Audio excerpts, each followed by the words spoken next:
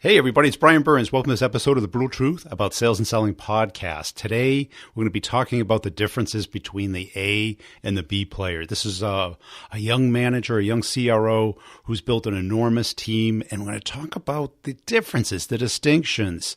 And I think you're going to like this because it all comes down to that entrepreneurial, or what I call the salespreneur, meaning that you think like you work for yourself because you do. Yes, you've got a W-2 and you go to a company and you sit in a cubicle or in an office or an open office and you're on the phone, you're on email all day, and it's their stuff, their tools, their computer, all of this, their leads.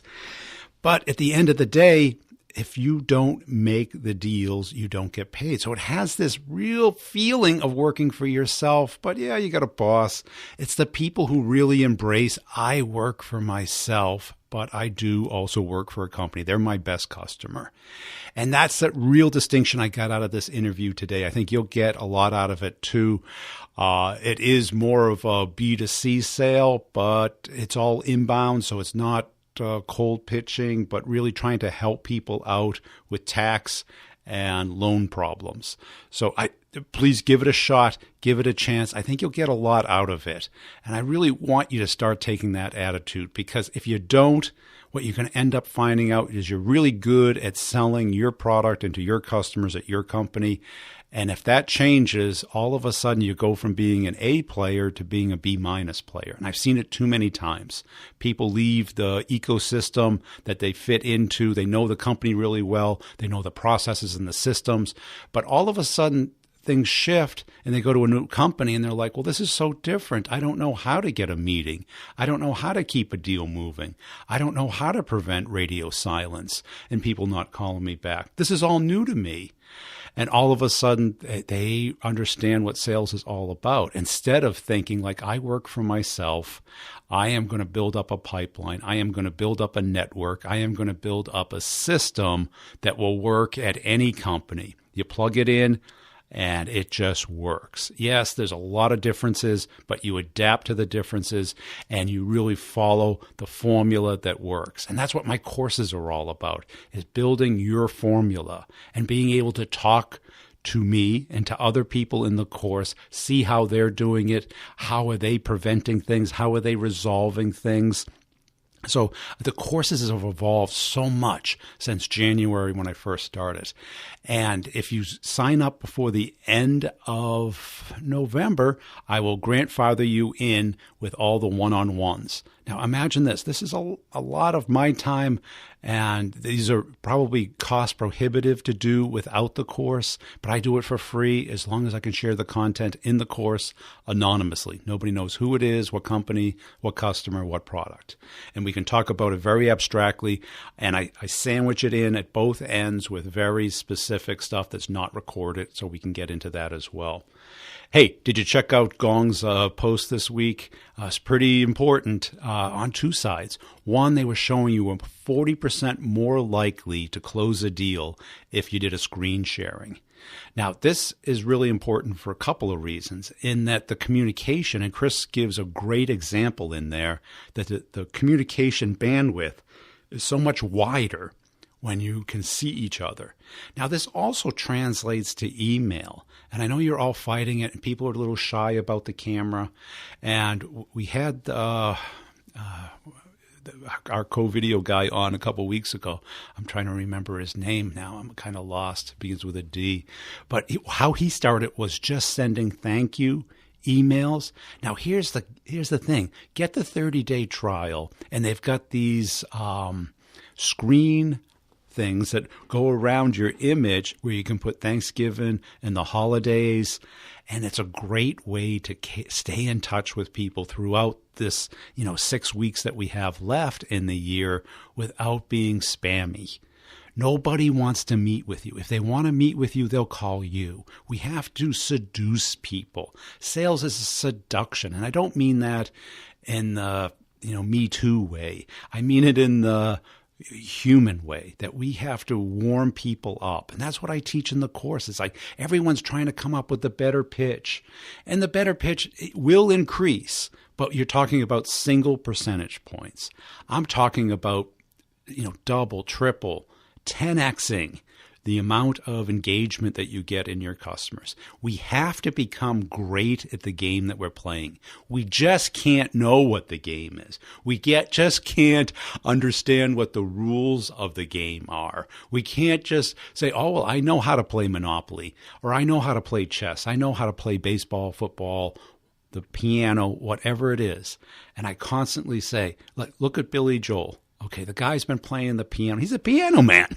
What does he do before he goes out in front of 30,000 people? He practices. Why? Is it because he doesn't know how to play the piano? No. He wants to warm up. He wants to get into the rhythm, get into the flow. And that's what we forget about in sales. We look at things as binary. Either the deal closes or it doesn't close. So make also sure that you're checking out my last episode with Steve Woods about Nudge.ai, where I share the number one reason or the number one way you're going to determine whether your deal is going to close this year or not. And I've been screaming about it for 9 years on the podcast, and I know it's so counterintuitive and so hard to do, but if we don't do it, we're putting all our eggs in one basket, and that basket falls apart at the end of the quarter. It is, I see it all the time. And everyone comes up with a great reason why not to. They're scared, so I'm going to hurt someone's feelings, or I'm going to step on toes. I'm not saying you do that. I'm saying you got to understand how to do it. Okay? That is the game of sales. Too many of you, I know how to sell. Yes, you do. I don't question that in any way. But are you making the income that you want? So check out the show notes. Get CoVideo. Try it for a month. Just send out the holiday cards or holiday emails. Don't send a card. Everyone sends a card. Everyone sends an HTML email. Be the one that sends the video email. They'll get to know who you are. Insanely powerful. Also, make sure you're reading Gong's post on it to believe it. Let's get into the interview with Don, and I'll sum it up at the end. Hey, Don, thanks for joining us today. As a way of getting started, tell us about yourself. Oh, thank you so much. I am Don Markland. I'm the Chief Revenue Officer for Money Solver. We are a financial services firm out of Jacksonville, Florida. We're the largest tax resolution and financial services firm in the country, and we're also the number one rated. And then I'm also a executive coach for my own company, Accountability Now. And I have been in the sales and marketing business for 20 years, and sales is my life. And I just thank you for the opportunity to get a chance to talk to you. Cool. How'd you get interested in sales? Just probably like you and a lot of people. My first big boy job coming out of high school was picking up a phone and cold calling people, interrupting them during dinner. And I was doing credit card telemarketing, selling membership clubs, I remember I was selling burpee telemarketing membership clubs to First USA credit card holders. And I still remember it. I had to sell for $19.99 a month. Yeah. You could get these membership clubs, and you would get 20% discounts to Olive Garden, Red Lobster, and other places, and you would get delivered to your door these seeds. And I was good at it. I was really good at it. And I thought, man, I could do this a long time. And then here we go, 20 years later, I'm Chief Revenue Officer, and I have my own company. And I love it. I just love the sales atmosphere, closing deals, and coaching and teaching people how to sell. And what's your team look like today? Here in Jacksonville, we have a team of almost 150 salespeople, both fronter and closers. Wow. And then also another 100 or so service providers. That's licensed tax professionals, attorneys, and CPAs who provide a lot of our financial services products. And that team is not just located here. A lot of them are located all across the country. And they are, in my opinion, some of the absolute greatest salespeople I've ever been fortunate to work with. And we do an extensive amount of training, daily training every single day. I require my people to train at least an hour every single morning. And what does that look like? Well, we do a lot of things. I love that you asked that question, right? We believe in a mantra that is greatness does not come without training. And I'd love to say that I came up with it, but we actually follow one of the people that I'm sure you're going to be familiar with. He's a big sales leader named Grant Cardone, that we use a lot of his tools and methodology.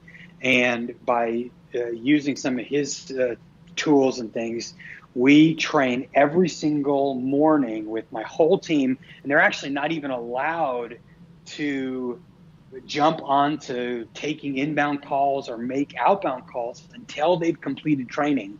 We put that into play to show the commitment that you're ready to make money by training yourself, right? And it really allowed the team to show commitment that they're going to be better every single day. It's really something I've put into place and I'm passionate about, and it's lifted our sales force to be the best in the country. And what's the sale look like? What's the price point? Who do you sell to? Our sales model is very, very different. We're not a push. We're not a hard sell. We're not very pushy. We really try to do information-based selling.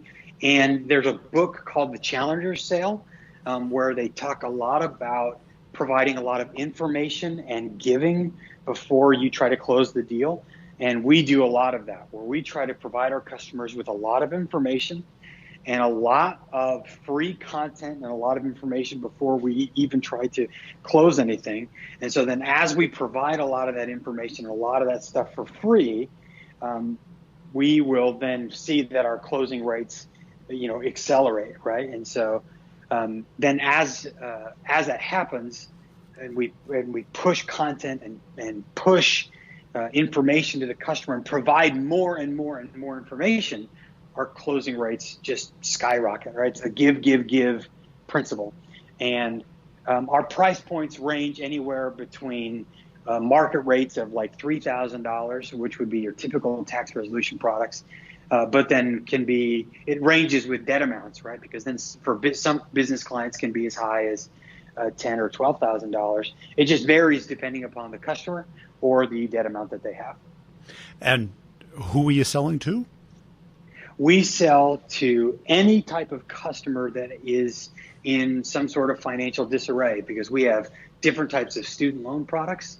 We also have different types of tax debt products, but then we also have a new suite of products for business owners who are looking to start up businesses or needing accounting services, or they might need crypto advice, like if they're starting into the crypto services and trying to trade Bitcoin or different types of things like that, or they're even trying to evaluate, do I need to go from an LLC to a C Corp or anything of the like.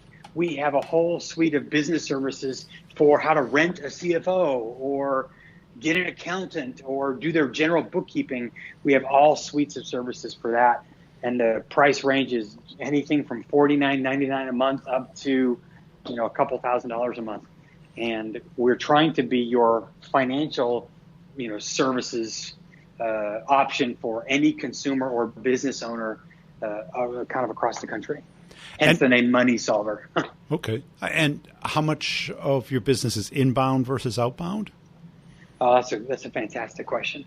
And our sales force is probably about 60-40, where meaning 60% of our traffic comes from web traffic on an inbound basis, like a data form. Yep.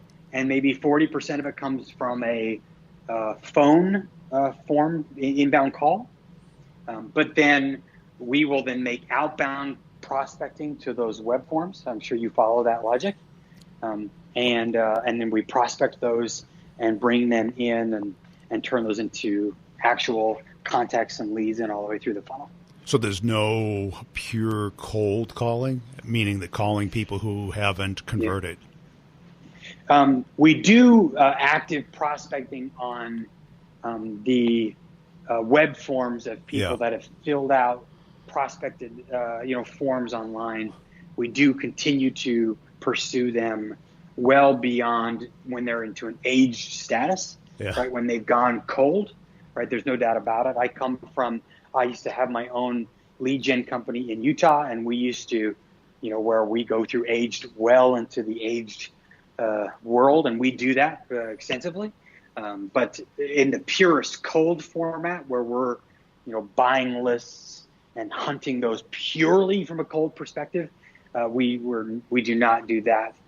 In the tax space or the financial services space, that would be a little challenging because they have to have some level of it's not truly BANT qualified, right? So it might be a little difficult to do that.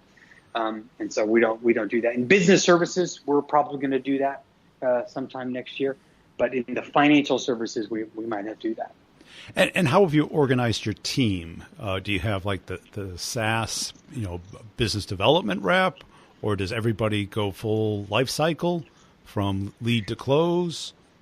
Yeah, that's fantastic. You asked such great questions. You're so knowledgeable. I love that.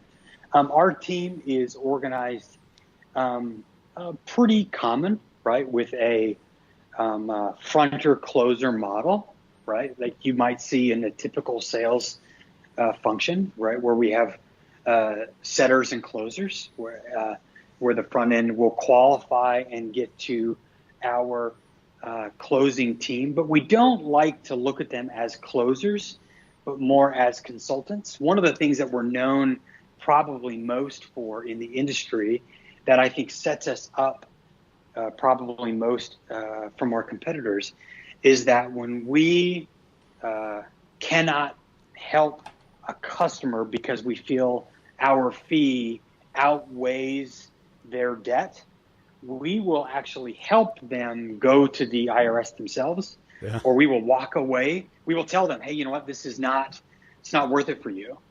And we will recommend they go solve this themselves. And we have actually a lot of posts online on the IRS or on Facebook or online and things where people have said, hey, I offered to pay them $3,000, but they said, no, it wasn't worth it with how much I owed. And for me to handle it myself, they walked me through how to do it. And some of our competitors, I'm not going to say them by name, but some of our competitors have tried to take their money or have taken their money and it wasn't worth it to them.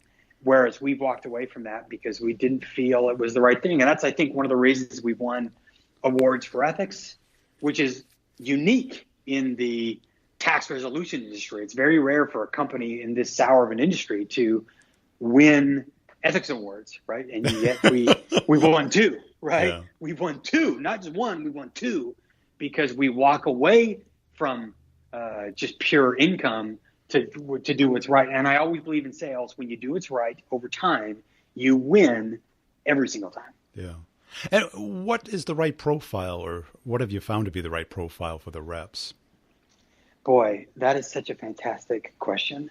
When I was growing up in sales, I used to think, you got to hire former athletes, high competitive, aggressive males, right? I used to think that for a decade, right? And that's what I used to always hire. And then now, as I've gotten older and a little more mature, I've realized that is probably short-sighted and antiquated. And so we use a DISC assessment now, and we evaluate that you don't need just highly competitive, high testosterone males for your sales floor, and because that will only sale to one type of customer, right? And what you need is, just like any diverse environment, you need a full kind of swath type of sales team.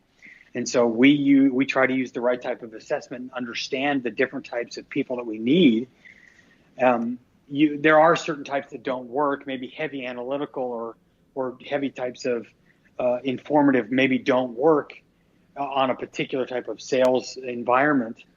But the right profile can vary in a few degrees, because the customer base show up much more informed than ever before, much more communicative than ever before, and you want to connect with every customer. And so my whole mindset is so different now. We have more women on our sales floor than ever in our history that are much more successful than ever in our history. If you had told me a decade ago that you would have as many successful women on your sales floor, back in the old days of the 90s when it was always this big testosterone floor, it was gross, right? And now it's so encouraging to see so much progress in that aspect. It's encouraging. It's exciting.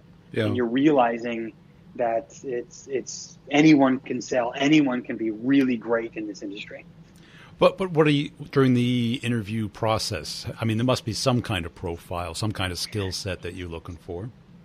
Absolutely. Yeah, we do look for a few things. We do look for, like some of the questions we for sure ask. We ask, can you problem solve, right? Can you, we try to put the interviewee in situations where are they willing to take risks, right? Are you willing to fail? People that are scared to fail, that's a problem, right?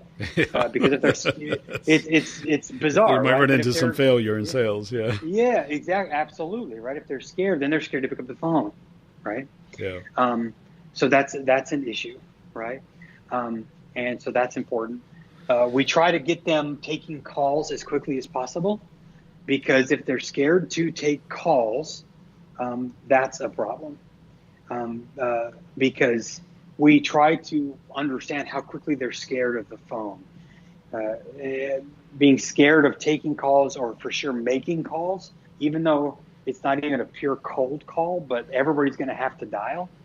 And being afraid of making calls gives you a great indicator of, when the inbound volume is slow and they're afraid of making calls, right? That's a huge trigger, right? Of this person's tenacity and this person's grit.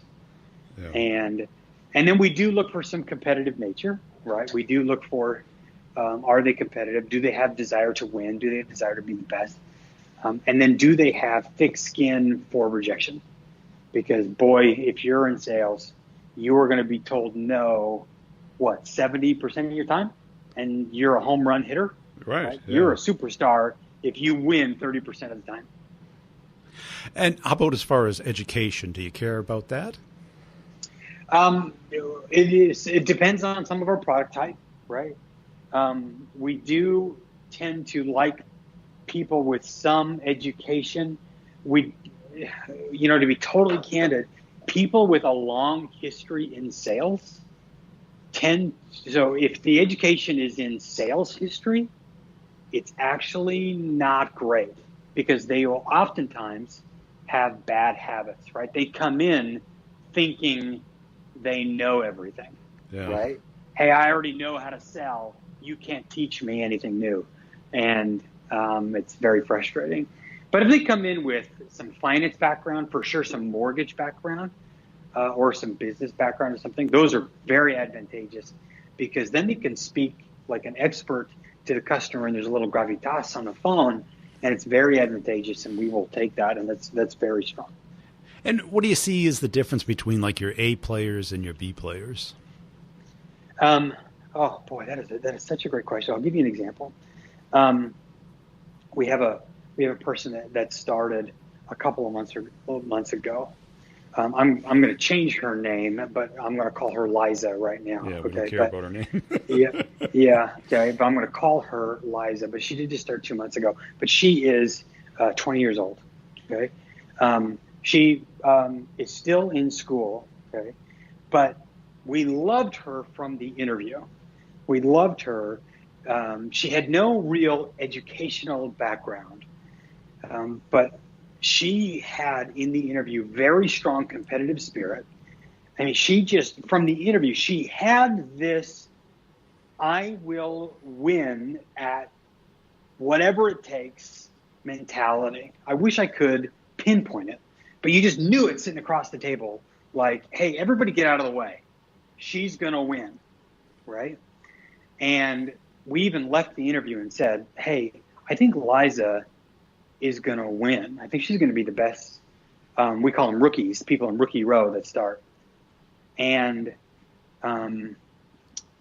sure enough, okay, literally, 2 months now, Liza is the top performing rookie, okay, and she's about to move to production about almost 5 weeks before any of the other rookies, and she's blowing everybody out of the water. Now, the reason why is not just because she is doing better. She comes in earlier, she stays later, she reads more, she does all of her training videos more advanced, she asks more questions.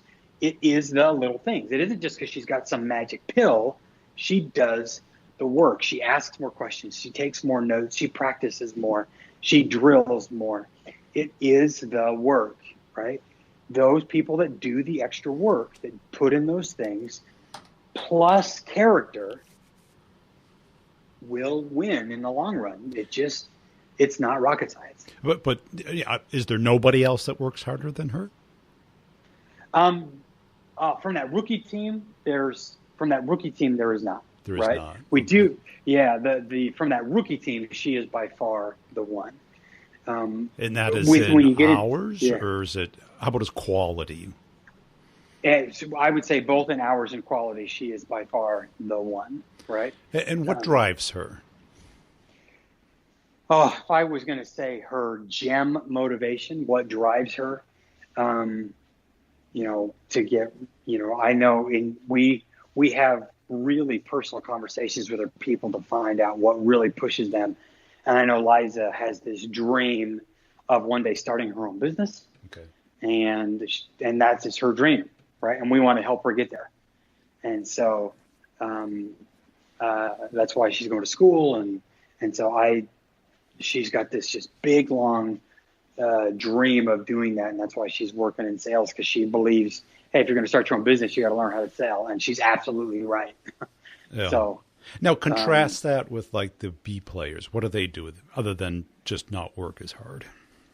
Yeah, I think the B players look at the sales career as a job. Yeah. Right. I think they come in almost, if I could visualize it, they look at it as, and not to disrespect it, but they look at it as a factory worker, like with a clock in, clock out. Yeah. And as an employee. Right. As an employee. Right. Yeah. Okay. I've got some of my sales team, my A players, that I know that they're commission. Okay. And commission mean, and you understand how commission works, where, yeah. I mean, if you get a call, you're not getting paid hourly. You only get paid if you close it. So if you take a call at 5 o'clock at night or 9 o'clock at night, it doesn't matter. And so those A players are like, hey, if it's available, I'll take it. But those B players are like, hey, it's 5 o'clock, I'm good, right? Yeah. And those B players, sure enough, 5:01, they're hitting the elevator. Yeah, exactly. Great Flintstone reference, by the way. I'll give you a lot of points for that, right? And so, exactly, it's 5:01, and they're out, and if you look at their life, they've probably been that way their whole life, and probably in most aspects of their life. Yeah. And that's what I would see. And thankfully, most of our people are not that way. And what is the split on the compensation? Is it 50-50 base and salary, or base and commission? No, we're big on variable comp, where we try to structure very high variable, like 70-30, almost 80-20, because I come from that mindset where everybody should feel that most of your risk is in variable, because that's where your upside is, and that's where we all feast or we all famine together. Right. No, I agree. Especially at that point in that position in their career. And have you been able to weed that out in the interview process? People who think like entrepreneurs, or want to be business owners or want to have control over their destiny versus the employee mentality, the punch the clock people? We do. Look, there's only so much you can get out of an interview. Yeah. And I mean, we do try to ask that in interviews, and you could say, hey, are you going to be a clock puncher in an interview? Right. And what person's going to say, oh, well, yeah, that's me. I'm going to leave at 5 o'clock. All of them, the term entrepreneur has become so celebritized now. Right. Everybody wants to be Gary Vee. And so they come in and say, oh, yeah, I'm an entrepreneur. And then sure enough, after 3 weeks, 5:01, they're out the door. Right. And you realize, okay, well, never mind. I've got a dud here. And so you realize it's one of the things that Gary Vee said that I love, and we quote it all the time here. We say, you cannot talk your way into being an entrepreneur. You can only act like one, right? You have to live that lifestyle. You have to think and act like one. And so stop quoting it, stop thinking you are, and start living it. Yeah. Yeah, I mean, it's true. And it's something that, either something has to drive people, either the desire for freedom, for money, for power. There's got to be something there. And we're socialized not to be entrepreneurs. We're socialized to be little soldiers sitting at the desk getting A, B's, and C's.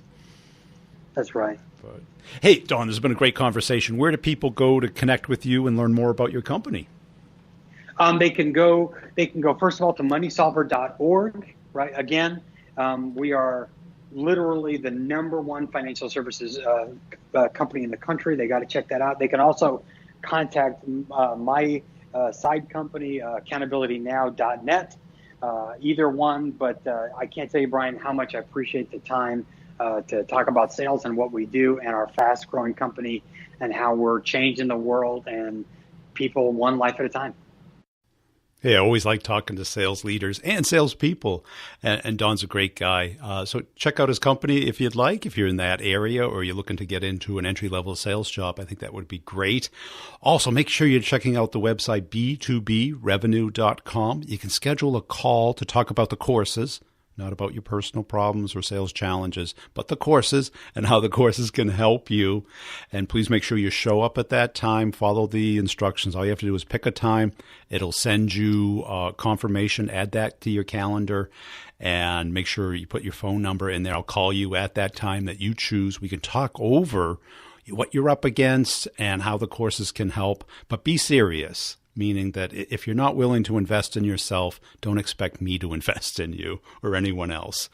And that's it. We're going up into the next year. And what we need to do is get our game up to the next level. How's it going to happen?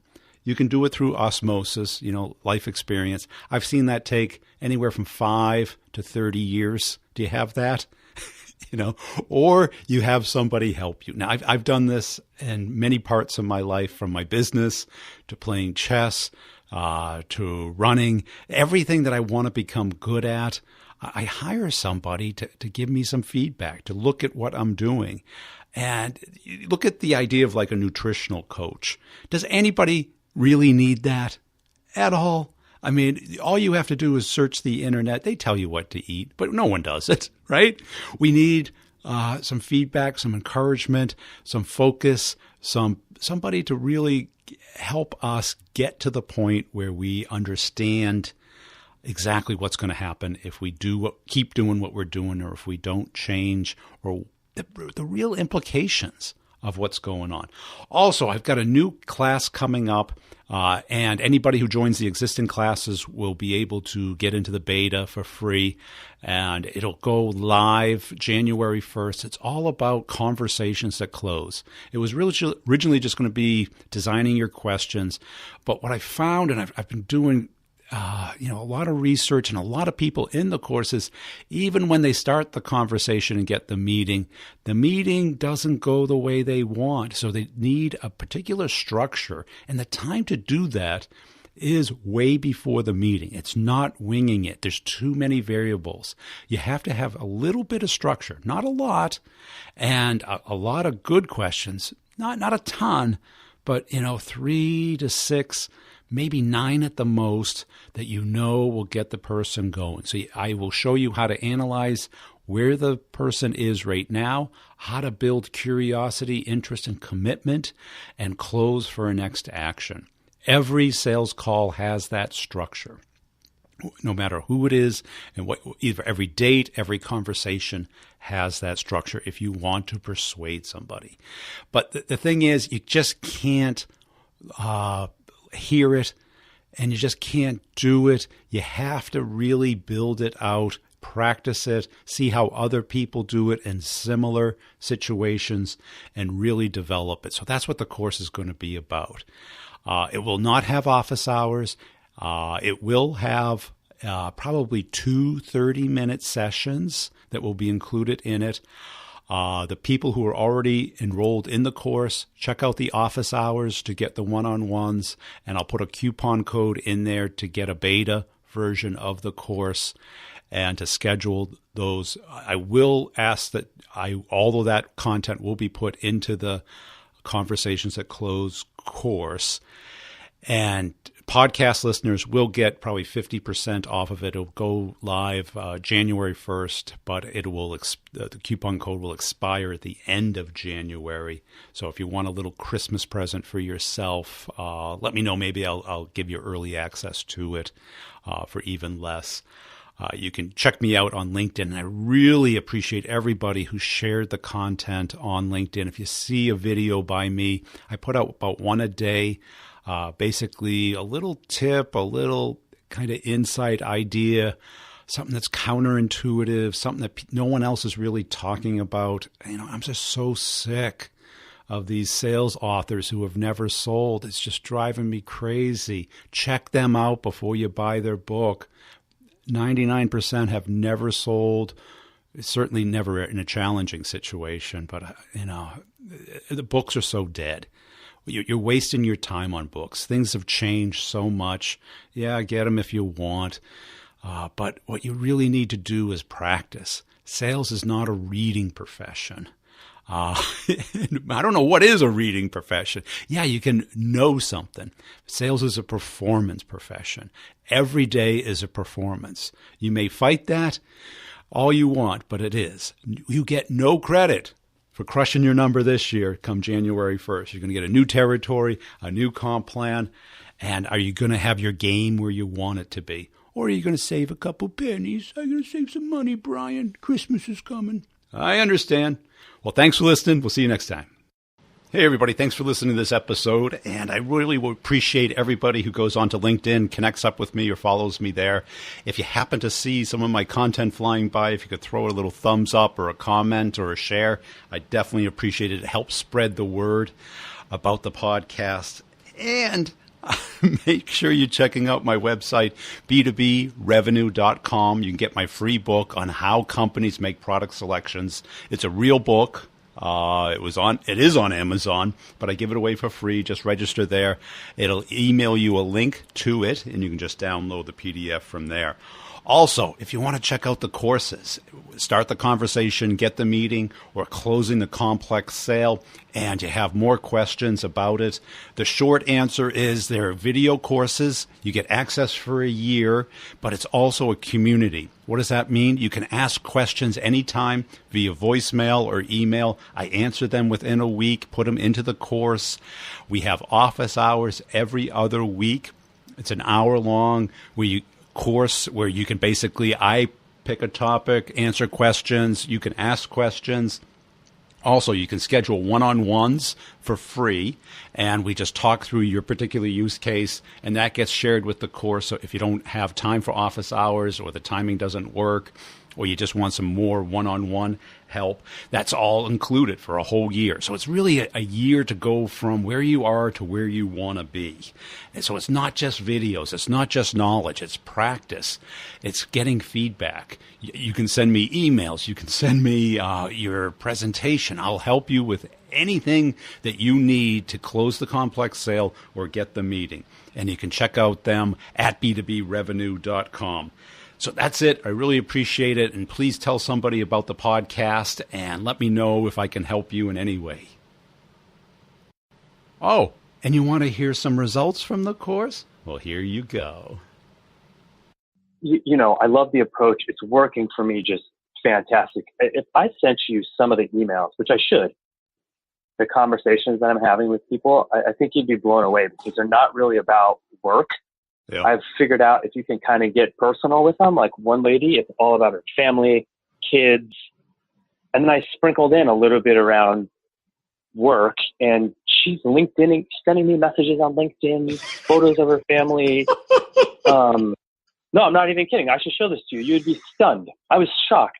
And we're going to lunch on September 6th. And yesterday she shot me a LinkedIn message and said, "Hey, Ron, why don't we get on the phone and do a video call beforehand so our lunch isn't so awkward? We're like barely not meeting each other for the first time." Oh, holy cow, right? Like, this is unbelievable. So this is not the first time that this has happened. She's kind of an extreme, but I'm starting to figure out a pattern where I can actually make this a process, you know? So good. Yeah. I'll show you that. So it's getting to that point. And every time I do this, I'm like, God, this is unbelievable, you know? So. And it feels better too, doesn't it? Oh, Brian, let me tell you something. To be able to go to lunch with her, I'll even talk to her on the phone, right? We're going to talk about family, kids, work-life harmony, because I shared a thing with her from Bezos about work-life harmony. This is where the conversation will start. Now, at some point, we're both not stupid, right? We know we're going to talk about work. We know why we're both there. Right. But to kick it off this way is so much better. And to end that lunch with the last 5 to 8 minutes of telling, well, what are you guys doing with digital